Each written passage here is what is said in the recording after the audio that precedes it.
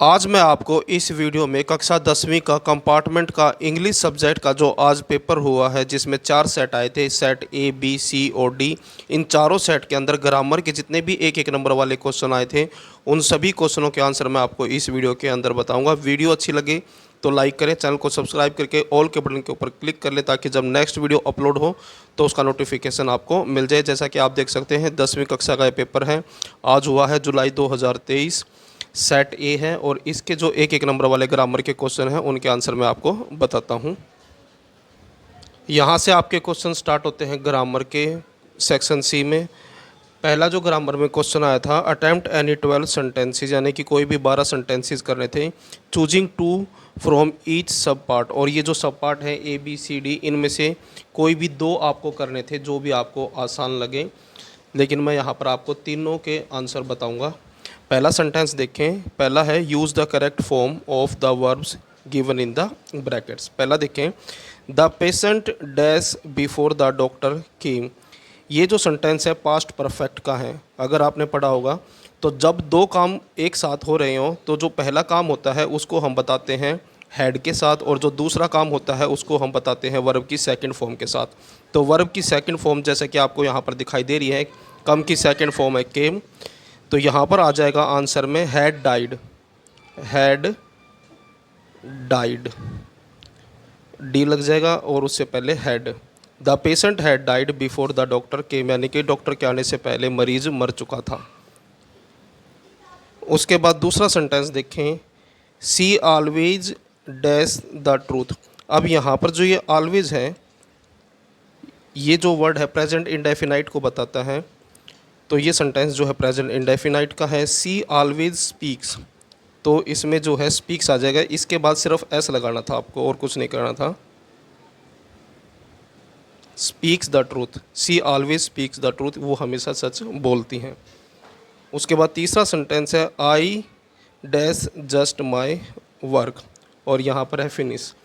और जस्ट बताता है कि कोई काम अभी अभी ख़त्म हुआ है, और जो काम अभी अभी ख़त्म हुआ है उसको बताने के लिए प्रेजेंट परफेक्ट का यूज़ किया जाता है, यानी कि हैज़ और हैव का।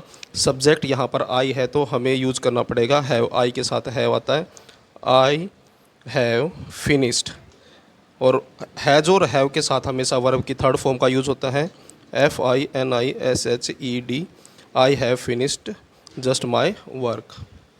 उसके बाद दूसरा देखते हैं, दूसरा है fill in the blanks with appropriate article, article वाले हैं। तो पहला सेंटेंस देखें, dash cup of tea is what I need now. तो इसमें आएगा a cup of tea. A और एन वाले बिल्कुल आसान होते हैं। आपको सिर्फ ये करना है, डैश के बाद जो भी यहाँ पर वर्ड है, इस वर्ड को अगर यूँ का यूँ आप हिंदी में लिखते हैं और उसकी पहला अक्षर जो है कै खे में से आता है, तो आंसर में आ जाएगा ए। और अगर डैश के बाद कोई ऐसा वर्ड है और जब उसको यूँ का यूँ हिंदी में लिखते हैं, उसकी आवाज़ ए आ ई में से आती है, तो आंसर में आता है एन। यहाँ पर कप है, कप को मैं हिंदी में लिखूँगा कै और पे, तो कैसे है, तो कै खे आएगा तो ए आएगा। तो यहाँ पर आंसर में ए आ गया। अब दूसरा देखें, rose is dash sweetest of all flower. अब यहाँ पर देखें, स्वीटेस्ट सुपरलेटिव डिग्री है, और सुपरलेटिव डिग्री के साथ हमेशा द यूज़ होता है। तो rose is the sweetest of all flowers. उसके बाद तीसरा देखें, dash island is a piece of land surrounded by water on all 4 sides. तो इसके आंसर में आ जाएगा एन। अब यहाँ पर एन आया है। आइलैंड, आइलैंड को अगर हम यूँ का यूँ लिखेंगे तो अक्सर शुरू होगा ऐसे। और मैंने अभी आपको बताया था, अगर जो भी डैश के बाद वर्ड है, शब्द है, अगर उसको हम पढ़ें और यूँ का यूँ हिंदी में लिखें, तो अगर उसका पहला अक्षर ए आ में से आता है तो एन, और कै खे में से आता है तो ए। तो ए आ में से आया है साउंड, तो यहाँ पर आंसर में आ जाएगा एन। उसके बाद नेक्स्ट है सी पार्ट। सी में है री right the following sentence in indirect speech, यानी कि नरेशन है। पहला देखें, he will say Seema will take T. अब यहाँ पर ध्यान देना है, ये जो हिस्सा होता है ये रिपोर्टिंग वर्ब होता है और ये वाला हिस्सा रिपोर्टिंग स्पीच होता है। अगर रिपोर्टिंग वर्ब प्रेजेंट में हो या फिर फ्यूचर में हो तो रिपोर्टिंग स्पीच का जो टेंस होता है वो चेंज नहीं होता है। तो यहाँ पर विल है, ये सेंटेंस जो है फ्यूचर का है, तो रिपोर्टिंग स्पीच का जो टेंस है वो चेंज नहीं होगा। तो यहाँ पर आएगा he will say, coma inverted comma को हटा दीजिए और इसकी जगह लगा दीजिए दैट, और सीमा और विल की जगह will, Seema will take tea, ये यूँ का यूँ रह जाएगा। क्योंकि यहाँ पर जो सब्जेक्ट है वो थर्ड पर्सन है तो यहाँ पर कोई चेंज नहीं होता। अगर चेंज होने के चांसेस थे तो तभी थे थोड़ा बहुत, वो भी जब यहाँ पर सब्जेक्ट फर्स्ट पर्सन या सेकंड पर्सन होता तो उसके अकॉर्डिंग जो है कुछ चेंजेस हो सकते थे, लेकिन यहाँ पर थर्ड पर्सन है तो कोई चेंज नहीं होगा। सिर्फ दैट लगाना है आपको और कुछ नहीं करना, बाकी यूँ का यूँ लगाना लिखना है, बस आपके कोमा इन्वर्टेड कोमा हट जाएंगे। उसके बाद है आई सैड आई एम हंग्री। तो यहाँ पर देखें ये पास्ट में है, सेकंड फॉर्म है रिपोर्टिंग वर्ब, तो आई सैड और कोमा इन्वर्टेड कोमा को हटा के दैट लगा दीजिए। और आई है, आई के बाद एम है, एम जो है प्रेजेंट कंटिन्यूस को बताता है। प्रेजेंट कंटिन्यूस का मतलब है हमें इसको पास्ट कंटिन्यूस में बदलना पड़ेगा। तो यहाँ पर है आई वाज, सब्जेक्ट चेंज नहीं होगा क्योंकि यहाँ पर फर्स्ट पर्सन है और यहाँ पर भी फर्स्ट पर्सन है। तो आई यूँ का यूँ रह जाएगा, आई वाज हंग्री, तो ये आपका आंसर हो जाएगा। आई said that I was hungry, ये आपका आंसर होगा। कोमा इन्वर्टेड कोमा हटा दीजिए, लिख देता हूँ I said that I was hungry और फुल स्टॉप। उसके बाद देखें तीसरा सेंटेंस देखें, I said to him they will water the garden. तो यहाँ पर देखें आई सेड टू है, सेड टू को हम कन्वर्ट कर देते हैं टोल्ड में, तो आई टोल्ड हिम बन जाएगा, आई told him. Coma inverted coma हटा के दैट लगा दीजिए। अब यहाँ पर थर्ड पर्सन है तो नो चेंज, दे यूँ का यूँ रह जाएगा। विल को बदल देंगे हम वुड में, they would water the garden, तो ये आपका आंसर होगा I told him that they would water the garden. उसके बाद अगला देखें, अगला है fill in the blanks with suitable modal. तो मॉडल वाले हैं, तो पहला तो बिल्कुल ही आसान है, आपने बहुत बार इसको पढ़ा होगा, आशीर्वाद देने के लिए मे गॉड ब्लेस यू, तो आंसर में आ जाएगा मे, ये आपका आंसर है। उसके बाद है I still have fever I dash go to hospital. इसका मतलब क्या है, बीमार है तो हॉस्पिटल जाना ज़रूरी है, और जो कंपल्सन है ज़रूरी को बताता है मस्ट, तो I must go to hospital. आप बीमार हैं तो हॉस्पिटल जाना ही पड़ेगा, तो मस्ट आ जाएगा। उसके बाद है the rich dash to help the poor. अब यहाँ पर देखिए टू है, सलाह देने के लिए शुड भी यूज़ होता है, लेकिन यहाँ पर टू है और टू जो आता है ओट के साथ आता है, तो द रिच और टू दोनों के मीनिंग सेम होते हैं। शुड और वुड जो है दोनों एक ही चीज़ यानी कि सलाह देने के लिए यूज़ किए जाते हैं। यहाँ पर आएगा ought, ought to help the poor. उसके बाद नेक्स्ट है fill in the blanks with correct form of verb gerund और इन्फिनेटिव। तो ही ऑलवेज लाइक्स, तो इसमें आ जाएगा dash in the evening to play, he always likes to play in the evening. उसके बाद दूसरा है I made him dash it do it, तो इसमें आएगा डू इट। तीसरा है she is fond of swimming.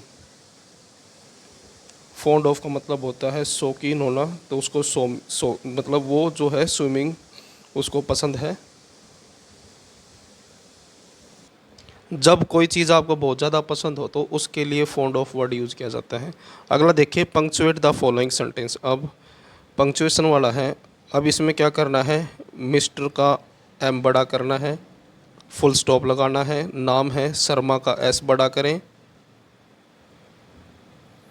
Teacher टीचीज us English, और इंग्लिश जो है लैंग्वेज का नाम है, तो इंग्लिश का ई बड़ा हो जाए और उसके बाद सिर्फ फुल स्टॉप लगा दीजिए। तो यही चेंजेज होंगे पहले में। उसके बाद है Annie said Pepper has more patience than people. अब यहाँ पर पढ़ने से आपको पता लग गया होगा कि अभी आपने नरेशन की है, तो नरेशन की ये फॉर्मेशन है, यानी कि नरेशन जैसा है। तो एनी का ए बड़ा कर दीजिए, सैड है, सैड के बाद कोमा लगा दीजिए, फिर इन्वर्टेड कोमा, पेपर का पी बड़ा कर दीजिए, has more patience than people, full stop लगा दीजिए और इन्वर्टेड कोमा बंद कर दीजिए। तो ये आपका आंसर बनेगा। तीसरा देखें, golden temple is in Amritsar. तो गोल्डन का जी बड़ा, टेम्पल का टी बड़ा और उसके बाद लास्ट में फुल स्टॉप। यही चेंज करने थे, बाकी यूँ का यूँ आएगा।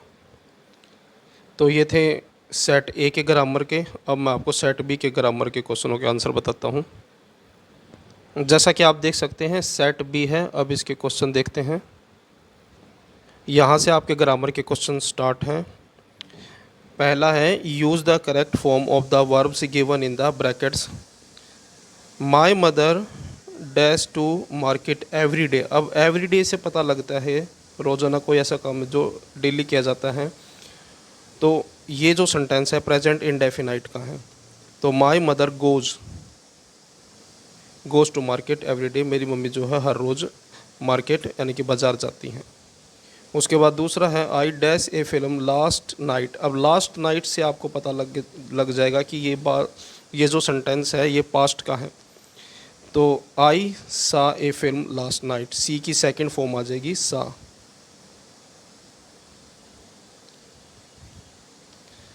आई सा ए film last night.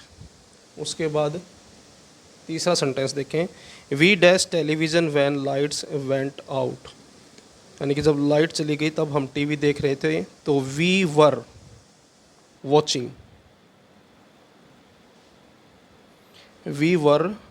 Television when lights went off. यानी कि जब लाइट गई हम टेलीविज़न देख रहे थे। उसके बाद है B, fill in the blanks with appropriate articles. Article वाले हैं do not make dash noise a noise, do not make a noise. तो आंसर है A. I have not seen dash Taj Mahal but I have seen the red fort. जितनी भी historical इमारतें हैं उनके साथ हमेशा द यूज़ होता है, तो यहाँ पर द आएगा। I have not seen the Taj Mahal. उसके बाद तीसरा सेंटेंस देखें, dash milk that was in the pot has been spilt. यानी कि द आएगा इसमें। यानी कि यहाँ पर ये चीज़ स्पेसिफिक हो जाती है, यानी कि वो दूध जो बर्तन में था वो गिर गया है, तो इसलिए द आया, क्योंकि किसी स्पेसिफिक मिल्क के बारे में, दूध के बारे में बात की जा रही है। यानी कि वो दूध जो बर्तन में था वो गिर गया है। तो स्पेसिफिक जब कोई चीज़ें हो जाती हैं तो उसके साथ द लगता है।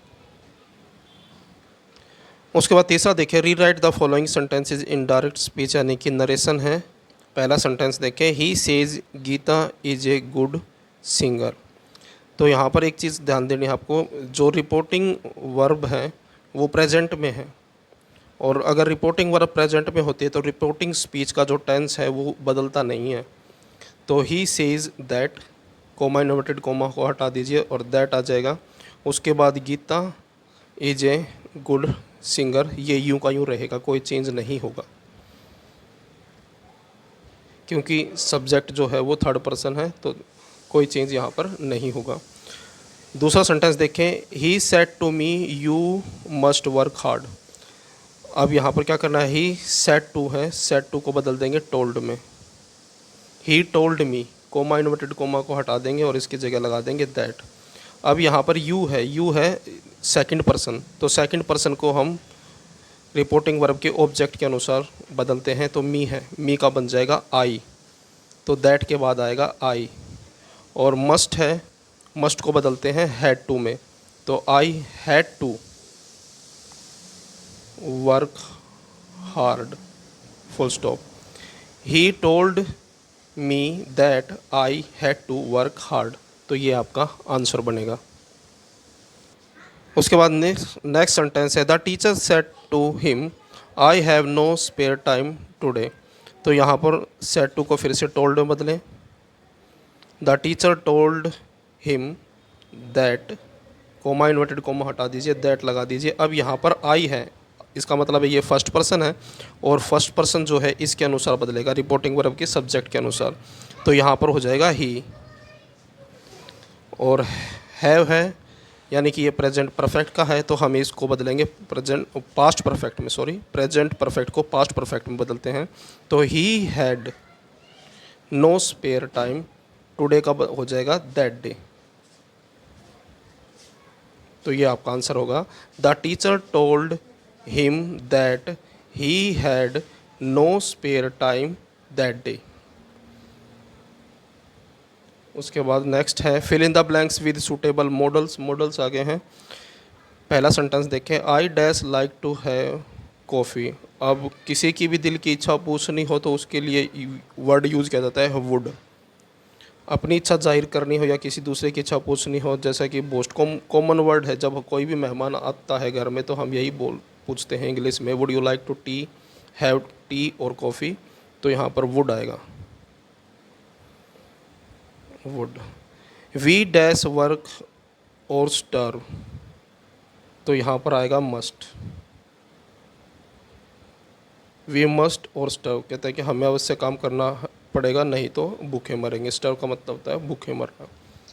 तो मस्ट कंपल्सन को जो है कोई काम ज़रूरी हो तो उसको बताने के लिए मस्ट का यूज़ किया जाता है। उसके बाद है dash you live a long and happy life, आशीर्वाद है तो वही मे का यूज़ किया जाएगा। आशीर्वाद देने के लिए मे का यूज़ किया जाता है, जैसे कि मे यू लिव लॉन्ग, तो ये वही है, may you live a long and happy life. उसके बाद है next fill in the blanks with correct form of verb gerund and infinitive. पहला सेंटेंस देखें, I have some question to ask, तो ये वाला आंसर है आपका। उसके बाद है the magician made us laugh, ALAUGH, तो ये वाला आंसर है। उसके बाद है प्लीज़ लेट मी गो, तो ये वाला आपका आंसर है। उसके बाद नेक्स्ट है पंचुएट द फॉलोइंग सेंटेंसेस। तो यहाँ पर सुधा का एस बड़ा करें एंड आई को कैपिटल करें, वेंट टू मार्केट और यहाँ पर फुल स्टॉप लगाएं। तो पहले का यही है, होगा आपका आंसर। उसके बाद my brother is an MA, तो माई का एम बड़ा करें क्योंकि सेंटेंस जब भी स्टार्ट होता है तो पहला अक्षर जो है कैपिटल होता है। इज़ एन MA डिग्री है, एम कैपिटल होगा, ए भी कैपिटल होगा, फुल स्टॉप लगेगा। और इंग्लिश जो है लैंग्वेज है तो इंग्लिश का ई बड़ा होगा और लास्ट में फुल स्टॉप। उसके बाद आएगा what a lovely scene said Suresh. जैसे ही सैड दिखाई देता है आपको तुरंत दिमाग में आ जाना चाहिए कि ये नरेशन वाली फॉर्मेशन है।